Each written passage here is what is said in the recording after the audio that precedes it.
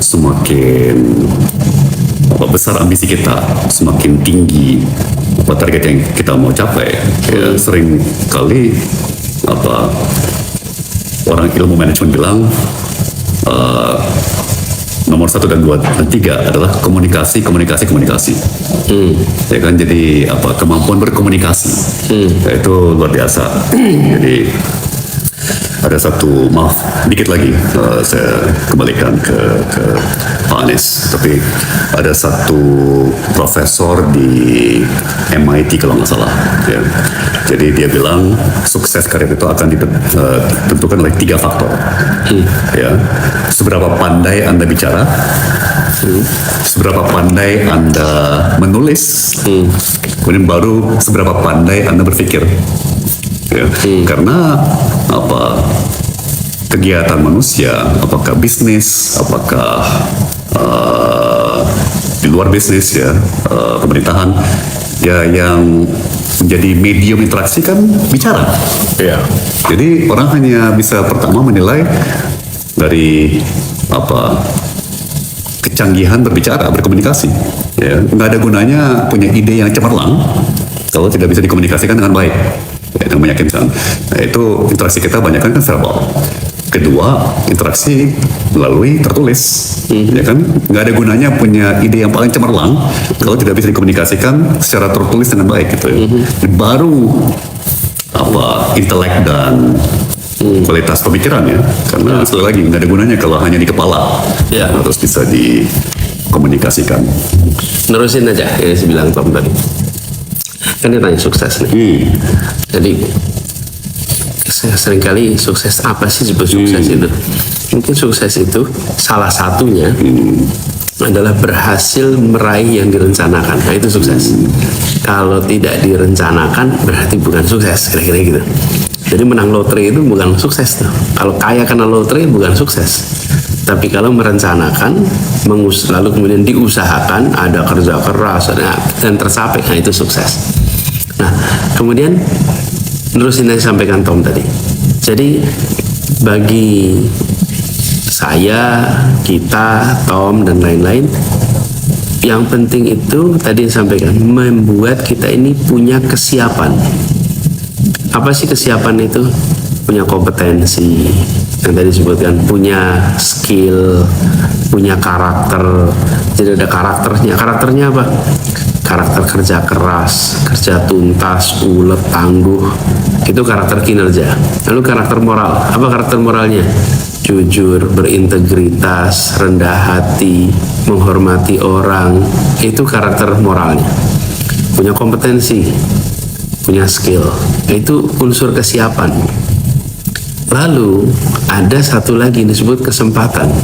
Nah, kesempatan itu di luar kendali kita. Sebagian kesempatan kita nggak bisa atur.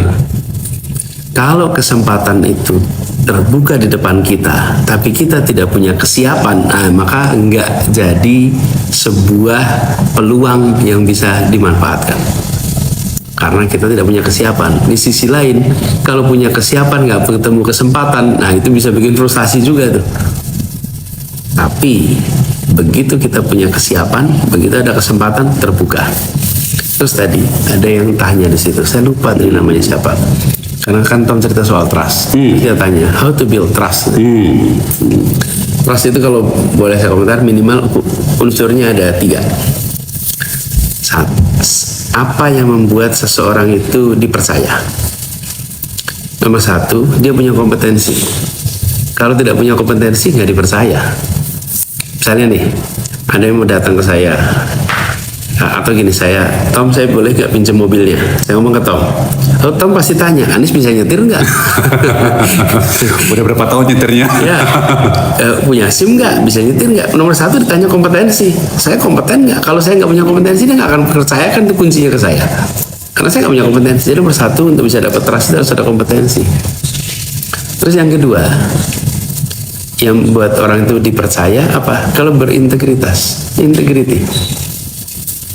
Dengan ada integrity, maka saya akan tahu yang dia katakan adalah yang dia perbuat. Itu utuh. Yang dia pikirkan adalah yang dia katakan dan yang dia perbuat, itu integritas. Unsur ketiga adalah intimasi, kedekatan.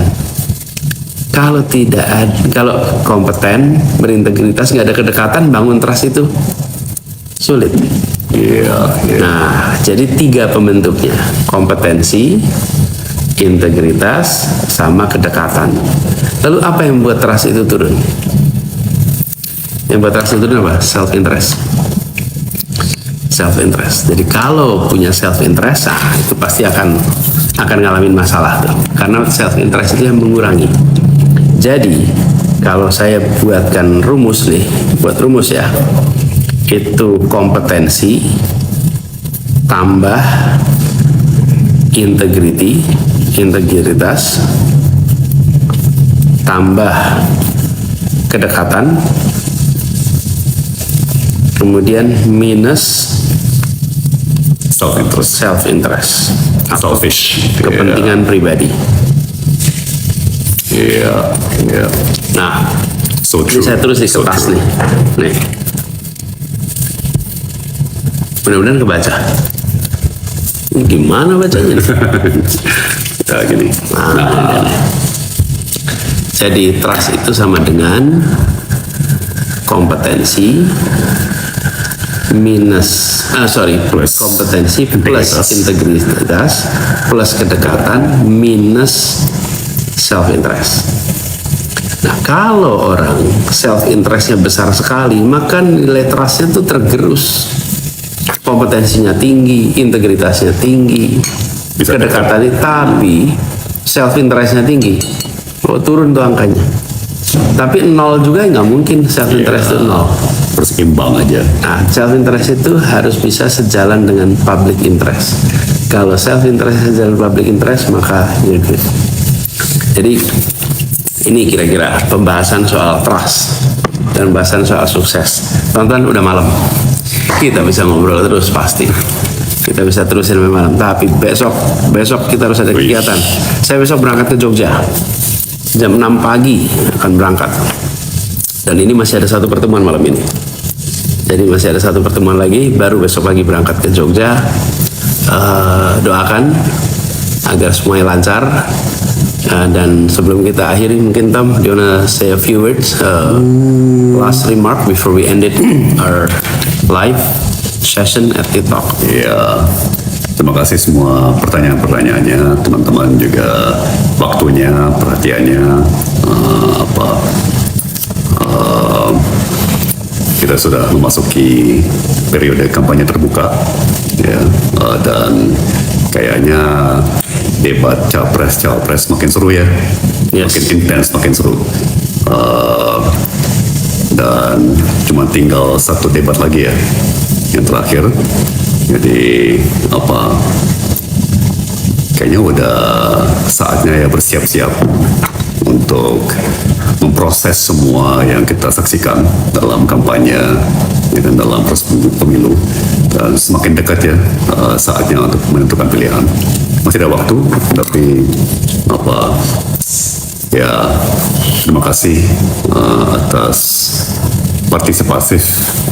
sikap partisipatif ya dalam pesta demokrasi ini ya, yang memang begitu penting dalam menentukan masa depan. Dan kayaknya yang ini bagi saya ya historis, bukan cuma karena keadaan dalam negeri, tapi juga keadaan internasional ya.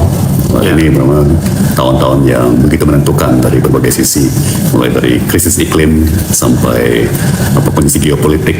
Jadi siapa yang menjadi pemimpin Indonesia tahun ini akan punya dampak besar sekali ya pada nasib dunia dan kawasannya. Insyaallah mudah-mudahan terjadi perubahan. Dan buat teman-teman semua yang sekarang sedang bersama-sama di live TikTok ini, terima kasih sudah ikut. Terima kasih sudah ikut mendengarkan, terima kasih sudah ikut hadir. Dan apapun yang sedang dikerjakan, kerjakanlah dengan cara yang terbaik, dengan hasil yang terbaik yang kita bisa. Yang udah dikerjakan disyukuri, yang belum dikerjakan dipersiapkan untuk dikerjakan. ini adalah awal tahun akhir kemarin kita bikin komitmen untuk punya capaian-capaian, pastikan on the right track. Kemudian jangan lupa kalau boleh usul bagi yang masih bersama orang tua di rumah, selalu jadikan kesempatan untuk bersama dengan orang tua prioritas. Yang jauh dari orang tua, doakan orang tuanya. Dan buat orang tua ikut mendengarkan, doakan anaknya. Jadi perasaan kebersamaan dengan keluarga terus dijaga. Insya Allah dengan keluarga yang saling peduli, dekat, maka kehangatan itu akan tercermin dalam ketenangan dalam keseharian. Tenang menghadapi pekerjaan, tenang saat belajar. Kenapa? Karena di keluarganya juga tenang. Itu kita bangun sama-sama. Doakan teman-teman, berjalan 2 minggu ke depan saya akan banyak keliling. Mudah-mudahan nanti kalau malam kita sempat live lagi. Oke, Tom? Kita akhiri di sini. Terima kasih buat Terima kasih semuanya. Salam hangat, salam hormat. Sampai jumpa di live TikTok berikutnya ya. Thank you. Assalamualaikum. Assalamualaikum. Selamat malam semua. Oh, Si geser sini dulu kali. oh ini dia. Ini sip. Ini selalu kecil, selalu mencetnya lama, tuh kan?